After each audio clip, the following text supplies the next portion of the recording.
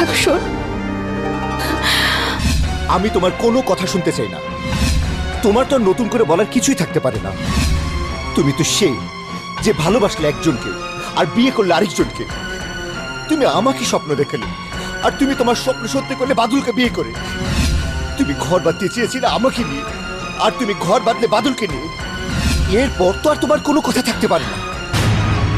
পারে সাগর, পারে। যে কথাগুলো শুনলে তোমার মান অভিমান সব শেষ হয়ে যাবে। যে কথাগুলো শুনলে তুমি তোমার ভালোবাসার আদালতে যেখানে আমাকে আসামি সাজিয়েছ, সেখান থেকে আমাকে বেকসুর খালাস দেবে। তোমার এই নতুন অভিনয়টা তুমি আমার সঙ্গে কেন করতে এসেছো তা আমি খুব ভালো করে জানি।